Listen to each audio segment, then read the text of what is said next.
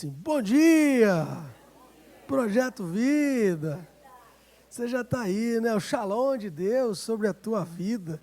Ontem foi muito especial o batismo. O batismo é bom na praia porque a gente ora para Deus fazer o mover, ora para a onda não carregar a gente, né? E assim, ora para tudo dar certo no final. E no final tudo deu certo. A gente orou para a maré tá boa, a gente escolheu o melhor lugar. Mesmo assim, quase que a gente gravou uns memes ali, né? Mas no final deu tudo certo. Batismo raiz na água corrente, né? E na onda também. Vamos orar para que no próximo a gente consiga essa bênção de ter ali mais tranquilo como foi ontem, tá? E também tem muita gente que batizou e já rompeu o trauma da praia. Não, eu tenho medo não. Vamos lá, eu estou aqui, vou te ajudar, a equipe ajudou. E no final deu tudo certo e foi incrível, né? A água estava uma temperatura boa, o sol abriu. Não é verdade? A gente teve a oportunidade de ser percebido por algumas pessoas que perguntaram que igreja é essa? E a gente também teve a oportunidade de falar do amor de Jesus. Porque igreja é isso. Se não for para a gente falar do amor de Jesus, se não for para a gente ajudar as pessoas a encontrarem o caminho até Jesus, para a gente batizar as pessoas e colocá-las no caminho, não existe igreja. Igreja é salvação. Igreja é ganhar vidas, é falar do amor de Jesus, é andar em comunhão, é ajudá-las a vencerem os seus limites, os seus traumas. É por isso que a igreja, ela é criada, né? Ali após o batismo no Espírito Santo, Atos 2. Ali a igreja, ela é implantada. E hoje, o tema da palavra fala de uma igreja. Fala para a pessoa que está falando assim: eu tenho um conselho.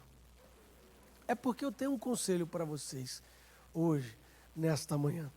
Esse conselho está em Apocalipse 3, 14, de 14 a 22, que fala de uma igreja, a igreja de Laodiceia. Uma igreja que ela se perdeu no meio do caminho. Mas eu quero conectar você à história da igreja, mas também para trazer a realidade à nossa história, para que a gente não se perca no meio do caminho, porque a gente pode se perder no meio do caminho.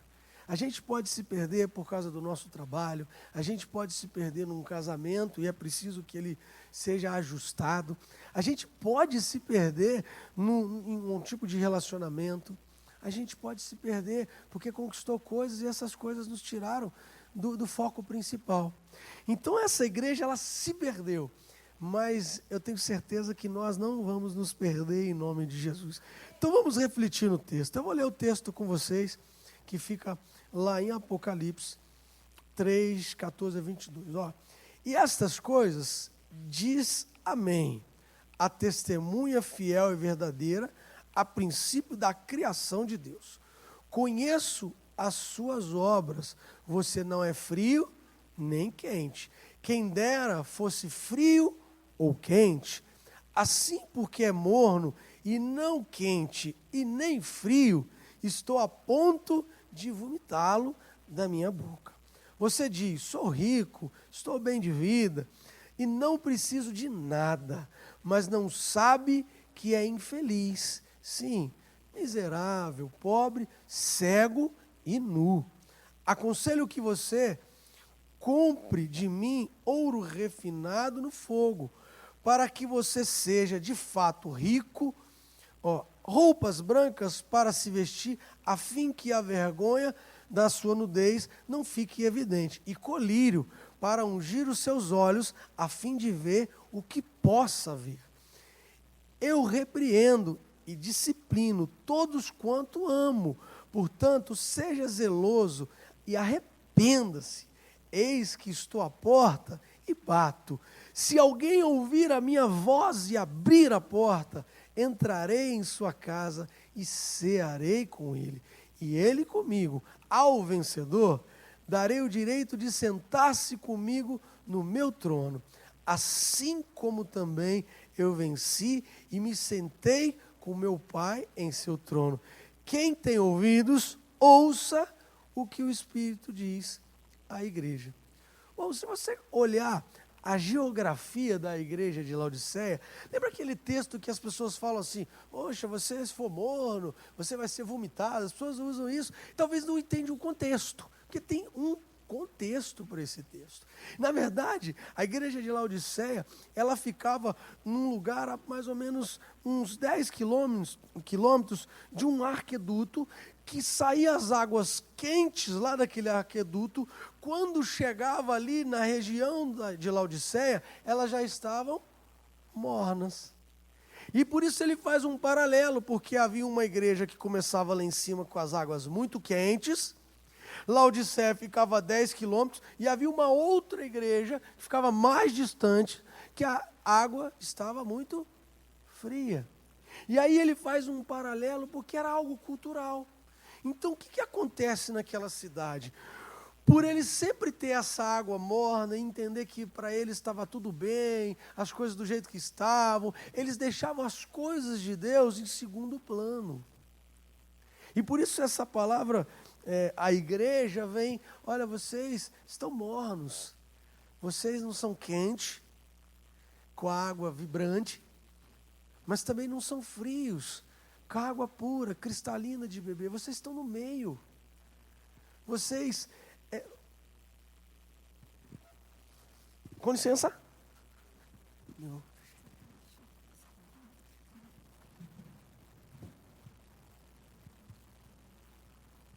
Pronto.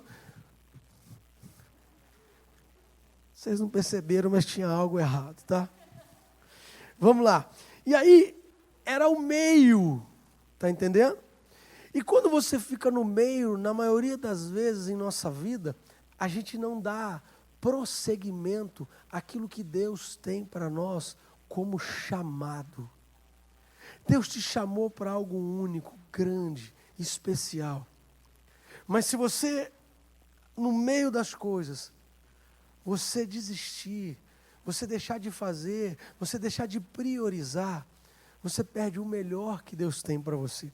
Então você já entendeu o contexto, amém? Então vamos lá. Sabe o que acontece hoje em dia? Nós vivemos numa geração que ela vive muito de aparência. A gente vive numa geração que a gente chama de imagem versus realidade. Parece que está sempre tudo bem nas redes sociais. Parece que a vida das pessoas é muito próspera. O casamento é o melhor casamento do mundo. Os filhos são os mais educados, né? Os filhos são lindos, né? Ai, como são lindos. Só que tem uma realidade disso tudo. E só que às vezes a gente vive uma vida de imagem. A igreja de Laodiceia, ela vivia uma vida de imagem. Eu não sei como está a nossa vida, mas o que Deus quer para você é uma vida real, de realidade. Sabe por quê? Porque Deus é o Deus do recomeço. Em tudo que você fizer na sua vida, Ele sempre vai te dar a oportunidade de recomeçar. Porque a gente erra e a gente é falho, e a gente tem problemas, desafios gigantes. A gente precisa superar os nossos medos. A gente precisa acreditar mais nos nossos sonhos. Mas às vezes a gente não consegue. Eu estava relendo um livro que eu li alguns anos atrás, e eu comecei a ler esse livro, e o livro está trazendo tantas revelações que eu preciso ler 3 páginas e paro, para entender o que ele está me falando, o que Deus fala através de conhecimento. E esse livro, ele fala muito sobre os nossos sonhos, que se os nossos sonhos, eles não nos assustarem, eles não nos provocarem mudanças, eles são pequenos demais. Só que sonhar pequeno demais é desacreditar do Deus que dá todos os sonhos para cada um de nós. Quando você não acredita em algo, num sonho, é porque você não valoriza o Deus que você serve. Porque não tem tamanho de sonho para Deus cumprir. Existe o possível e existe os impossíveis. Os impossíveis andam na linha espiritual do Pai. Deus ama fazer coisas impossíveis, porque as possíveis você pode fazer. O possível você vai lá e faz. Só que sonho anda numa outra dimensão. Por que a gente sonha muito? Eu venho estudando muito sobre sonhos. Eu falei isso já depois que preguei muito sobre José. E eu fui tão ministrado novamente por toda a literatura, por toda a geografia, tudo que aconteceu. E de lá para cá eu venho, tenho muitos sonhos. Só que tem uns que eu lembro, tem uns que a gente não lembra. Né? Assim, você acorda, o que eu sonhei mesmo? Não lembrou. Esse não era para lembrar mesmo. Mas tem uns que a gente lembra. É porque todo sonho é a grandeza de Deus para você. E quando você não acredita nos seus sonhos, você diminui o tamanho do Deus que você serve. Fala para quem está ao seu lado, não diminua o teu Deus. Seu sonho é grande, é para isso que Ele te deu. Porque Ele é grande também, Ele é grande demais, né? Então vamos lá. Ele diz assim, ó, rico sou e estou enriquecido e de nada tenho falta. É o que ele está dizendo, olha, vocês são ricos, vocês falam que de nada tem falta. Essa é a primeira armadilha dessa geração, a imagem. E essa imagem, às vezes, tem prejudicado muitas pessoas, que às vezes estão assistindo a vida das outras pessoas e estão muito preocupados. Por que a minha vida não é assim? Você está entendendo? O mundo que a gente vive hoje, ele é muito de amostrar, ele mostra para nós. Mas ele é pouco real.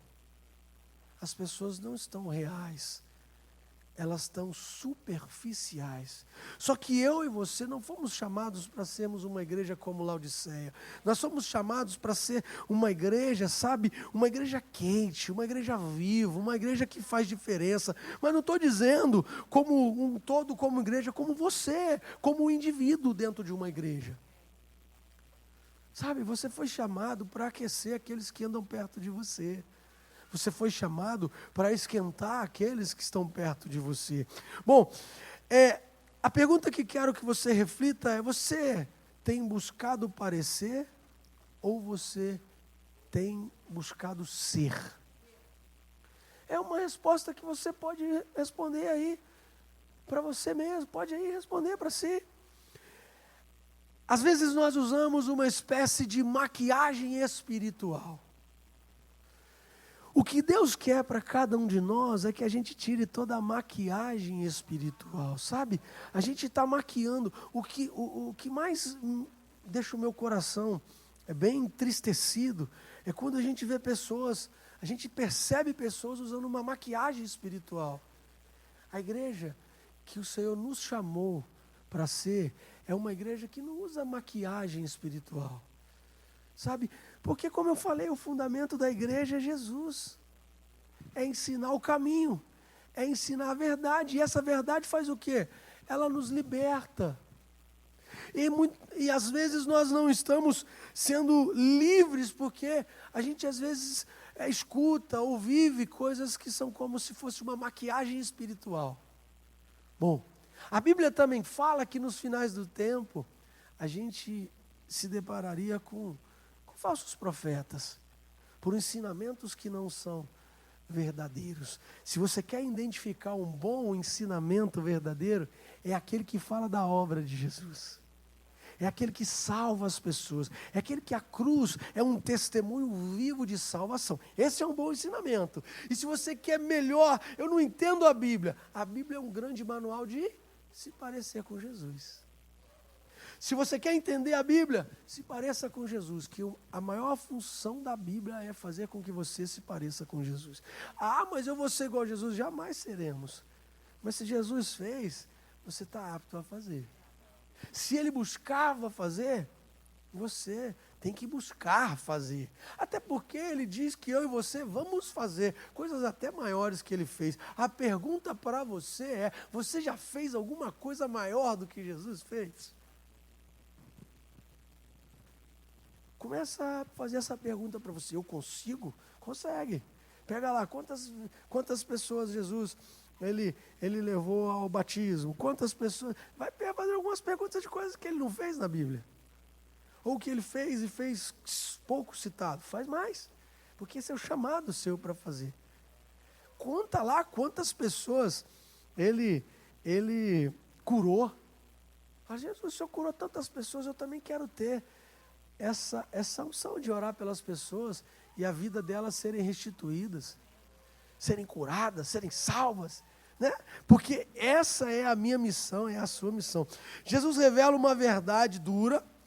É possível estar completamente enganado sobre si mesmo. Sabe? A maquiagem espiritual está dizendo assim, lá em Apocalipse 3,17.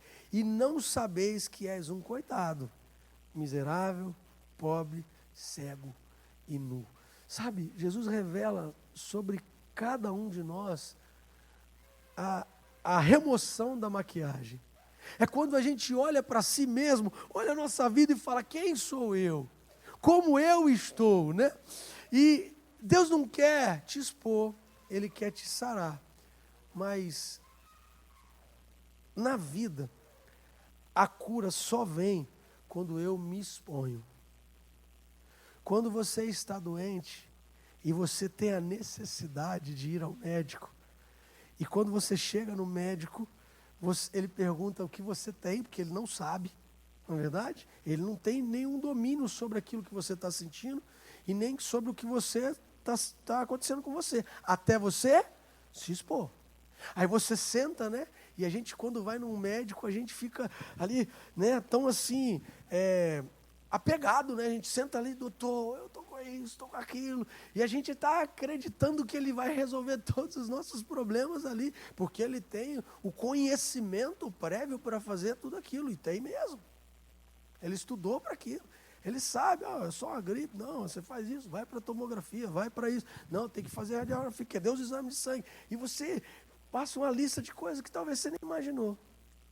Mas você só tem a cura diante do instrumento ali, que é o médico usado, se você se expor.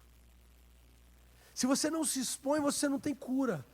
E se expõe é o que é falar.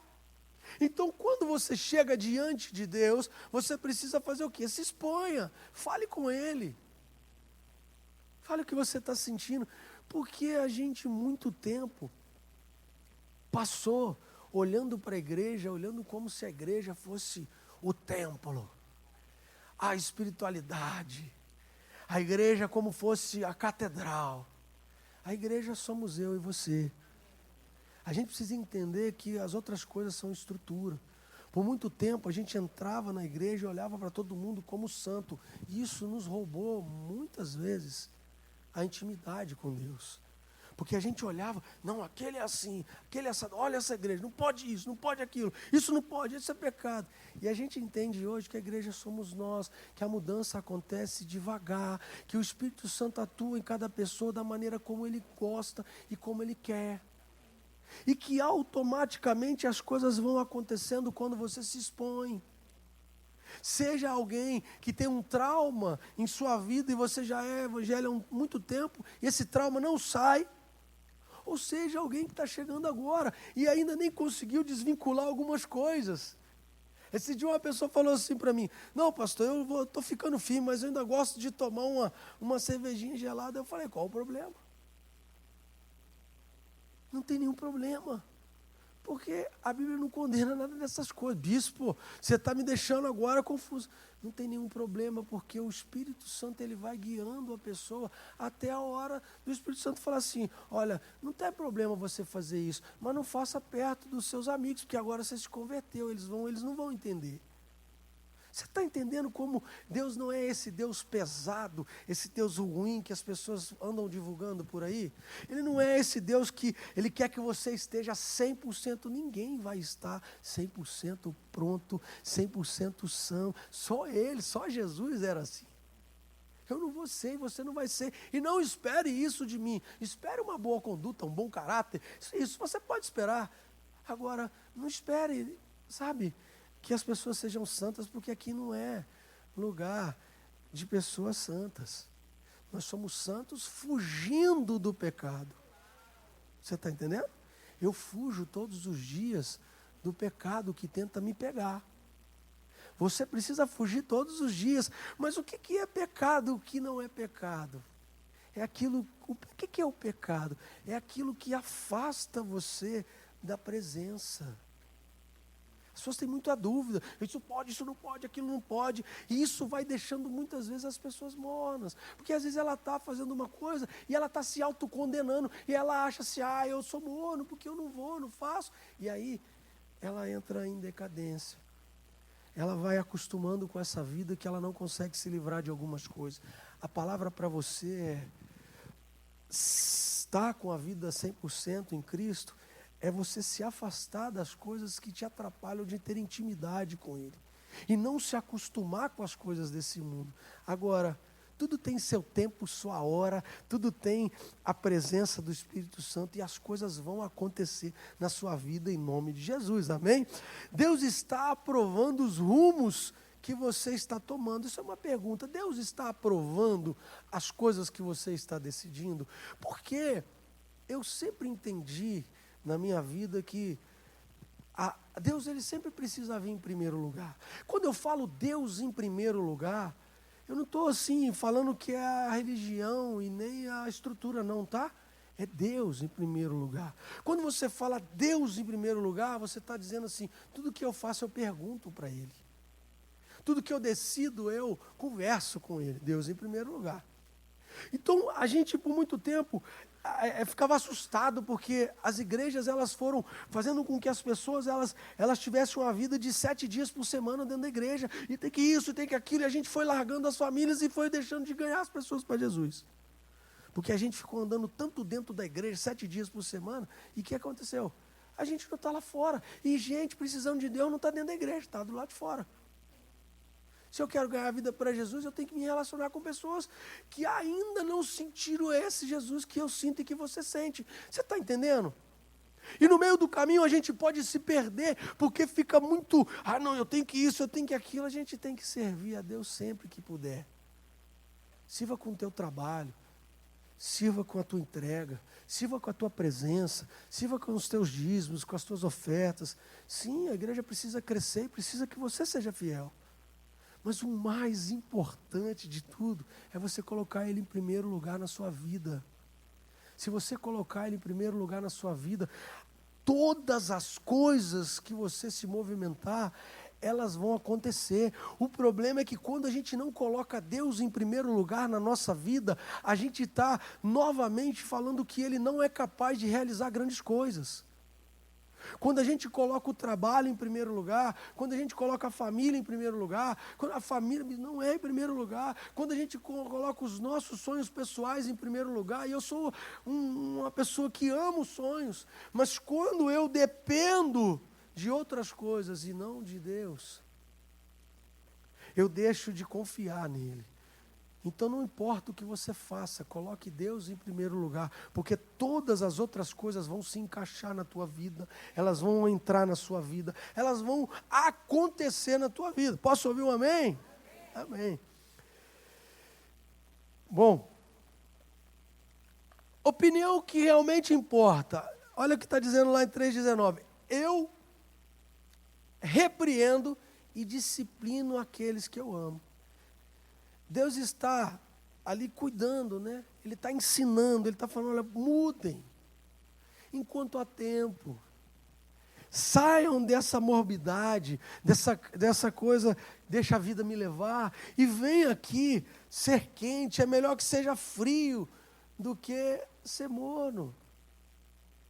Ou é quente ou é frio, morno não. Ele está falando assim: olha, eu estou ensinando vocês aqui para vocês voltarem à essência. Vocês precisam aprender, é o que ele está dizendo, ter vontade de fazer as coisas, ter força de fazer as coisas, ter ânimo para fazer as coisas. Ele está dizendo assim: vocês estão sem ânimo, sem força, sem fé, sem alegria. Imagine você viver uma vida sem alegria. Imagine você viver uma vida sem fazer com que as coisas aconteçam. E por onde você estiver, não importa o que você esteja fazendo, tenha alegria.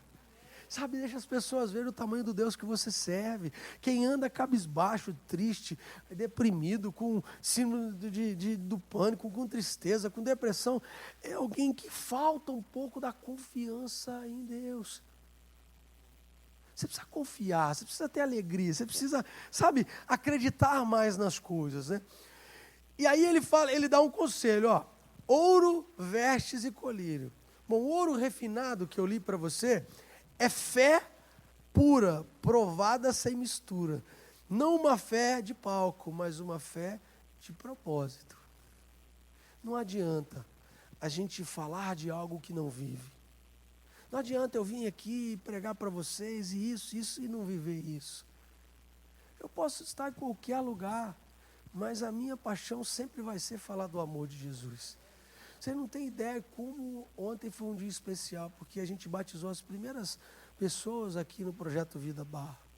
A gente aceitou uma missão aqui. E começar do zero significa ganhar pessoas, significa formar líderes, significa começar do zero. E quando a gente aliança, como daqui a pouco a gente vai aliançar, alguns também que estão aliançando, quando a gente batiza, é literalmente a gente saindo do zero e começando a caminhar segundo a vontade do Pai. Você não tem ideia como isso é importante. Porque nós entendemos a importância verdadeira do Evangelho, e isso é o Evangelho. Então, ele está dizendo assim, tem que ter um propósito. Não adianta eu vir aqui todo domingo, eu falo sempre com o pastor, vou lá pregar, mas eu falo na live, falo nos grupos, mas tem que ter um propósito, senão é vazio. Se a nossa vida não tiver um propósito, essa semana eu dei uma direção para uma pessoa da família, porque ela foi ali, é sempre a mesma coisa, falando. E aí, eu estava direcionando a fazer algo, eu falei, sabe o que está faltando na sua vida? Me perdoe, eu nem gosto muito de aconselhar família, né? Mas eu vou falar a verdade hoje, você fica chateado se ficar, mas hoje eu não tomei meu remedinho ainda, então eu vou falar a verdade, sabe? Se fosse depois do remédio, eu até não ia falar, mas estou brincando, gente. Não tomei calmante ainda, não deixa eu falar aqui a verdade. Aí, eu falei, olha, sabe o que está faltando? Propósito. Está faltando propósito. Porque quando a gente tem um propósito, a gente fica reclamando da vida. Falta um propósito para os teus filhos. E falar de filho é mais difícil ainda. Falta um propósito. Se encontrar o propósito, resolve o problema. E para você, falta o quê? Falta você acreditar em você.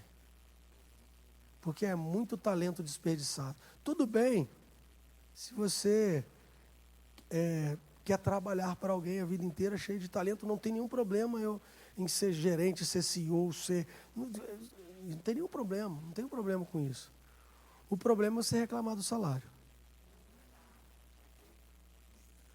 Você pode trabalhar de CLT a vida inteira, e se você está feliz com isso, seja o chefe de todo mundo lá. Porque você tem unção para isso, mas nunca reclame do salário. Porque quem reclama do salário está insatisfeito. Ah, não, mas eu posso querer ganhar mais sempre. Todo dia eu quero ganhar mais. Mas eu não posso reclamar. Porque quando eu aceito algo, eu trabalho para algo, eu não posso reclamar do que eu ganho. Eu posso provocar coisas, ser o melhor para alguém me valorizar dentro daquele lugar. Então, seja gerente, seja CEO, seja doutor, seja especialista, seja o que você for. Se você decidiu, o melhor salário será o teu. Porque Deus diz que enquanto você estiver aqui, você vai ter o melhor. Agora, se você sempre está insatisfeito, pega o seu talento e vai trabalhar para você. E aí você tem o mundo inteiro para girar a teu favor, para você ganhar mais. Ou você pode fazer as duas coisas. Se você tem aptidão para isso, pode ser as duas coisas também. Mas tudo é decisão sua, só não reclame. Só não reclama, está tudo certo. Eu falei para ela, então, se você está reclamando, só não reclama. Está feliz aí? Não está, senão não estava reclamando. Mas há uns meses atrás estava desempregada, orou por esse trabalho. Agora você está nesse trabalho e está reclamando do salário. Laodiceia. Ela não chama Laodiceia, não, tá?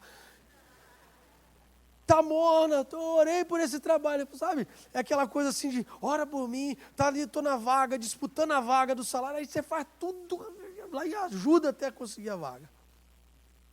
Aí depois o salário é ruim. Só ficou feliz no primeiro mês, né? Por quê? Porque está sem paixão, está sem propósito, está sem busca, está sem ter para onde ir. E é quando ele fala aqui. A segunda coisa que ele fala é o quê? Vestes brancas, identidade restaurada, santidade e postura. Ele fala lá, olha, vestiduras brancas, brandas, preparadas, muda a roupagem. Ele está dizendo assim, muda a roupagem, muda o seu jeito de se postar. Para de murmurar, para de reclamar, muda tudo na sua vida. É o que ele está dizendo lá para Laodiceia, tá? Para a igreja, para as pessoas, para você. Colírio Ele fala lá, e o colírio para ungir os olhos. Ele está dizendo o quê? Discernimento espiritual. Para de ver o natural e comece a ver o espiritual. Eu estava falando com a pastora hoje pela manhã, que o grande detalhe na vida das pessoas, eu estou preparando uma palavra sobre sonhos, sobre isso, né? É que a maioria das pessoas, quando um leão ruge, o que elas fazem? Fogem. Só que os grandes vencedores, quando os leões rugem, eles fazem o quê? Matam o leão. A diferença entre quem vai conquistar e quem não vai conquistar é o que ele faz diante do rugido. Porque sempre vai haver o leão mau e o leão da tribo de Judá. Mas a mesma coisa acontece quanto o natural, que é o gigante, que você precisa vencer para realizar seus sonhos, quanto o espiritual. Então, não importa se é o gigante, se é o leão ruim que está rugindo, ou se é o leão da tribo de Judá, você está fugindo dos dois. Quando ruge o leão, que é o seu sonho realizado, não vai realizar nenhum projeto se não matar o leão. Ele vai rugir. E aí eu faço o quê? Eu me esquivo, eu tenho medo, eu escondo. Perdeu. Porque não tem nenhum gigante, nenhum sonho que você vai conquistar se não tiver um leão rugindo, se não tiver um desafio. Você vai ficar morno, porque o morno é confortável. Ele fica feliz com qualquer coisa. A igreja estava feliz, se está bom, se evangelizou, evangelizou, se não evangelizou, não evangelizou. Se o salário é X, está bom, se não deu para fazer, está bom, está tudo bom. E você não nasceu para estar tudo bom. Você nasceu para ser aquele que vai vencer, que está lá em cima, que é conquistador. Agora, também tem medo do rugido do leão da tribo de Judá. Quando o leão da tribo de Judá ruge, ele está falando assim, vamos, avance, vamos juntos. E aí você foge, porque tem medo do chamado. Tem medo da responsabilidade. Tem medo de Deus te pedir algo e que você não quer na sua humanidade entregar. Porque a gente tem escolha. Só que todo mundo que escolhe, a sua escolha, paga um preço lá na frente, mas está tudo bem. Agora, quando o leão da tribo de Judá rugir, não fica com medo, porque ele está te chamando, é como uma trombeta tocando para você fazer algo que nunca foi feito, para você entrar em lugares que nunca você entrou, para você conquistar coisas que nunca conquistaram.